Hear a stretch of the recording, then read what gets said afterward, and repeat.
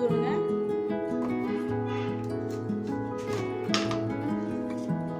Salt உப்பு தேவையில்லாம அளவு போட்டுக்கோங்க.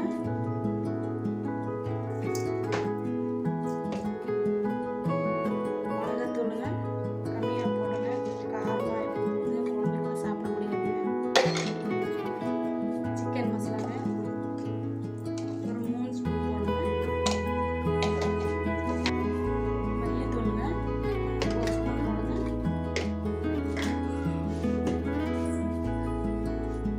லெமன் போடுங்க. விதையெல்லாம் வெளியே எடுத்துட்டு அதுக்கப்புறம் ஊற்றிக்கோங்க லெமன் இல்லை.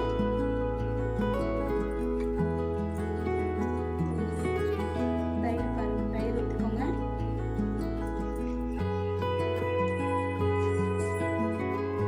கரம் மசாலா கொஞ்சம் போட்டுக்கோங்க. என்கிட்ட கலர் பவுடர் இல்லைங்க, அதனால் நான் இதெல்லாம் வச்சு சில்லி போடுறேங்க. அதெல்லாம் மிக்ஸ் பண்ணிக்கலாங்க. சாரிங்க, என்கிட்ட வந்து கலர் பவுடர் நான் வச்சுட்டு இருந்தேங்க, இங்கே வச்சு தெரியாமல் இல்லை சொல்லி சொன்னேங்க. இப்போ பாருங்கள், லேசாக போடுங்க கலர் பவுடர், அப்போ தான் சில்லி பார்க்குறதுக்கு நல்லா லுக்காக இருக்குங்க. மிக்ஸ் பண்ணிக்கலாங்க.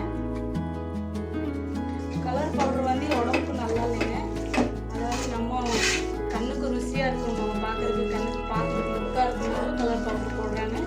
கடையிலெல்லாம் நிறையா போடுறாங்க, அதனால தான் விரும்பி சாப்பிட்றாங்க டேஸ்ட்டாக. அவங்க என்ன என்னென்ன செஞ்சுறாங்கன்னே தெரியல நம்மளுக்கு. நம்ம வீட்டுக்காரர் எப்பவுமே சொல்லுவாங்க, நீ சில்லி செய்யணும்னா வீட்டிலே செஞ்சுக்கோ அப்படின்னு சொல்லுவாங்க. அதனால நான் வீட்டிலே செஞ்சுக்கிறேன் சில்லி. இதை வந்து 1 மணி நேரம் ஊறட்டுங்க. ஊறிச்சுன்னா அதுக்கப்புறம் தான் டேஸ்ட் நல்லா இருக்குங்க. உப்பு மசாலாலாம் சிக்கனுக்குள்ளே நல்லா மிக்ஸ் ஆயிருங்க. அப்போ நம்ம பொரிச்சுன்னா நல்லா டேஸ்ட்டாக கிடைக்குங்க. சில்லிக்கு எண்ணெய் சூடாயிடுச்சுங்க. இப்போ நம்ம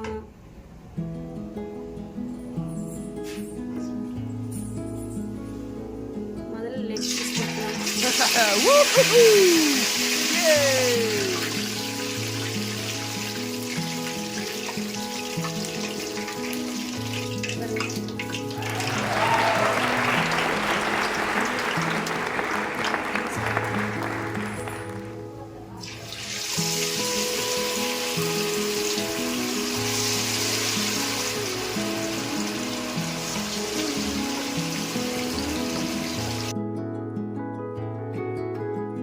சில்லி இப்படி தாங்க திருப்பி விடணும், மெதுவா உடஞ்சிடும்.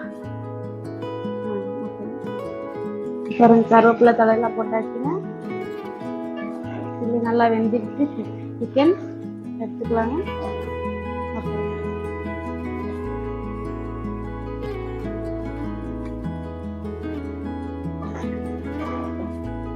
பாருங்க, சில்லி ரெடி. பாருங்க ஃப்ரெண்ட்ஸ், சில்லி ரெடி ஆயிடுச்சுங்க. எப்படி இருக்குன்னு கமெண்ட் பண்ணுங்க.